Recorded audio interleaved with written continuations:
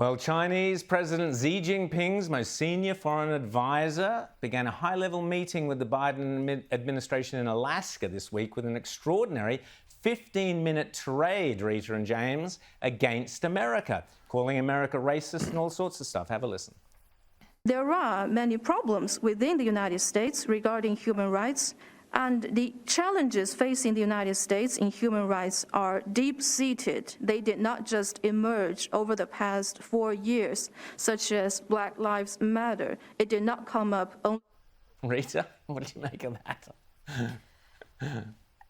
I mean, the chutzpah there. I mean, this is a country that is committing ethnic genocide now in 2021. Country that persecutes its religious and ethnic minorities, lecturing the US about its racism record, quoting BLM. I mean, give me a break. It makes you want to throw up.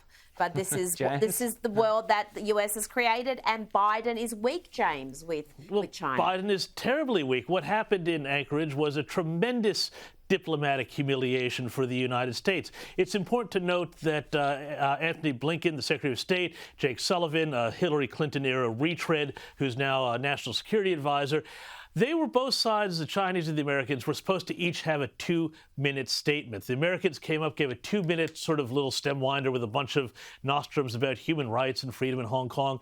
And the Chinese hit back. It wasn't 15 minutes, Rowan, it was 20 minutes. 20 minutes of abjectly lecturing the United States over human rights, over Black Lives Matter, over the treatment of African Americans, over everything else. As Rita said, of course, the hypocrisy is writ large, but there's a couple of points about this. Number one, the Chinese have taken an absolute page out of the old Soviet playbook, because remember, they used to, during the Cold War, say, well, you know, you in America can't complain about the gulag when you've got people in ghettos. So, you know, this is exactly the same sort of moral equivalency here. But number two, it shows just how weak everybody now thinks the Biden administration is, Biden foreign policy is, that these Chinese diplomats can go and just call on the carpet for 20 minutes, these two very senior foreign policy officials. It is not a good look. It shows that China thinks that they're in the driver's seat right now. Amazingly, this has barely been touched by the American media, which is